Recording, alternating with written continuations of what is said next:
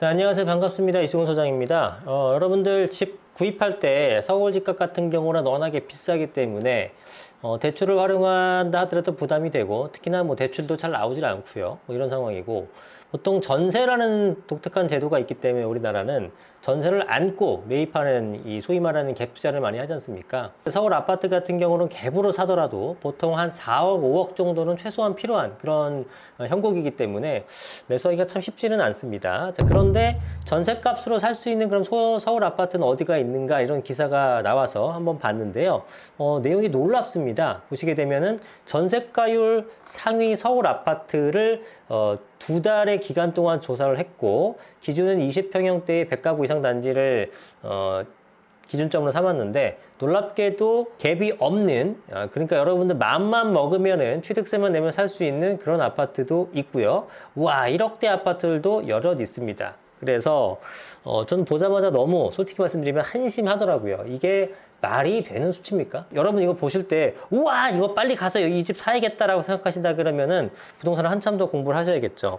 일단은 전세가가, 제가 지난번 영상에서도 계속적으로 말씀드렸습니다만, 매가가 움직이지 않았을 때는 전세가나 월세가 같은 게 상승할 수밖에 없고, 수익률이 올라가건 전세가율이 올라가건 이렇게 임대차 가격과 매매가의 어떤 비율 자체가 줄어들게 되게 되면 다시 매매가로 돌아선다라고 말씀드렸잖아요. 그렇기 때문에 만약에 전세가가 7억 원을 올라왔다면 매매 금액이 10억 원에서 그대로 있을 이유가 전혀 없죠. 그죠? 네. 만약에 여러분들이 매도자, 그러니까 보유자라고 생각을 해보십시오. 우리 동네 전세가 7억이에요. 내가 아무리 돈이 필요하다고 한들 7억에 팔겠습니까? 아무리 급매라고 한들? 돈이 필요하면 전세나도 7억인데 모텔로 팔아요, 집을. 그렇죠? 그리고 전세가가 7억이라 그러면은 매가를 8억이나 9억 정도 하더라도 1, 2억만 투자할 사람들은 널리고 널렸기 때문에 얼마든지 팔 수 있는데 매매 금액을 누가 7억에 팔겠습니까? 그런데 왜 이런 기사를 내보내는 걸까요? 참 한심하게. 그죠? 그래서 이걸 찾아봤죠. 이건 뭐 보다 많아였습니다. 어떤 얘기인지 아시겠죠? 이것과 이거는 동일한 물건이 당연히 아닙니다. 예를 들면 이거는 뭐 1층, 응? 혹은 얘는 막 아주 로얄동 로얄층, 이러면은 거의 근접하는 케이스가 아예 없는 건 아닙니다만, 그래도 보통 전세가, 서울의 전세가 비율이 50, 한 4%, 55% 나오는 상황에서 매가와 전세가가 똑같은 거는 말이 안 되는 거죠. 그럼 뭐겠습니까? 이거 직거래라는 얘기죠. 한번 찾아봤습니다. 보라매 자이 더 포레스트와 이편한 세상 서울대 입구 2차, 그 다음에 아르지움 주상 복합까지 한 1, 2, 3위까지 한번 3개만 찾아볼게요. 나머지 건 제가 찾아보지 않았는데 한번 여러분들 찾아보세요. 보라매 자이 더 포레스트 아파트는 신대방 상거리역에서 초역세권인 959세대의 아파트입니다. 입주한 지 3년차 밖에 되지 않은 신규 아파트입니다. 이거를 무갭으로 살 수 있다고요? 말이 안 되는 거죠.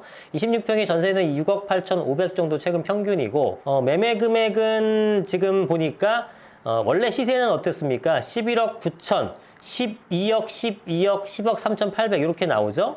근데 직거래로 나온 게 7억 100만 원에 나온 게 있습니다.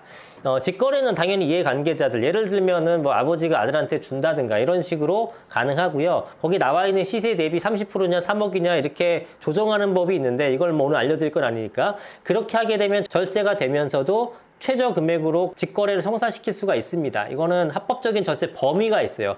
그렇게 한 케이스라고 보시면 됩니다.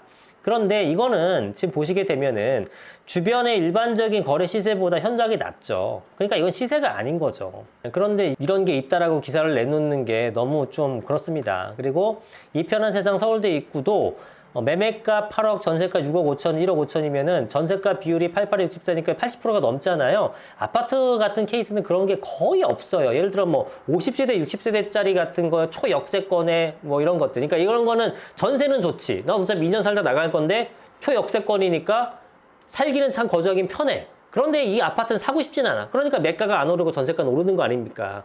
이런 것들은 가능하지만 이런 멀쩡한 아파트가 이렇게 거래가, 이런 시세가 형성될 수가 없습니다. 전세가가 오르면 필연적으로 매매가 오르죠. 자, 이 주변에 있으니까 한번 볼게요. 여기 봉천역이 있고요. 또 아래쪽에 내려오게 되면은 이편한 세상 서울대 입구 아파트가 1차가 있고 2차가 있었어요. 아까 2차였죠? 2차 20평대니까 23평 아파트가 지금 여기 보시는 것처럼 매가는 8억, 그 다음에 전세가 6억 5천, 1억 5천 개밖에 안 된다. 이렇게 보는 건데, 자, 여지없이 직거래죠. 최근 거래된 거는 10억까지 거래됐고, 대부분 다 9억대 중반 정도, 1층을 제외하고는 9억대 중반이 다 넘어가는 모습을 보입니다. 그러니까 결국 이것도 정상적인 거래가 아닙니다. 이것도 다 직거래죠, 직거래. 예, 전세가에 맞는 시세인데, 이건 다 직거래라는 겁니다. 아래지움 주상복합은 솔직히 저도 처음 들어보는 아파트 단지여가지고, 이것도 역시 찾아봤습니다. 남동 아르짐이라고 104세대고요. 지도상에 보게 되면은 세전역에서 이 정도 위치에 있는 그야말로 좀 커다란 빌라라고 얘기해도 될 수준의 자그마한 아파트입니다. 자, 요거 22평을 보니 매매가 6억 5천9백에 전세가 5억이니까 역시 갭이 1억 6천밖에 되지 않는다는데 여지 없습니다. 직거래죠. 그리고 직거래가 아니더라도 이런 것들은 사실 권할 수 있는 상품은 솔직히 아닙니다. 그래서 결국 이런 것들이 전부 다 직거래이기 때문에 이게 다 거짓말이라는 거죠. 그래서 제가 강조하고 싶은 거는 뭐냐면 여러분들 전세가가 올라가게 되면요 매매가가 절대로 가만히 있지 않습니다. 무조건 올라가게 돼 있어요. 무조건. 물론 그 비율이 좀 줄어들거나 올라갈 수는 있겠죠. 뭐 60%, 65%가 치올랐다가 뭐 내려가서 40%까지 올랐다가 50% 내외됐다가 막 이런 건 있어요. 그러나 이렇게 막 80%, 90%, 100%까지 가면서 매매가가 움직이지 않는 케이스는 없다. 단언하건대 없다. 왜냐하면 여러분들이 매도자라고 생각해 보세요. 전세가대로 파는 사람이 세상에 어디 있습니까?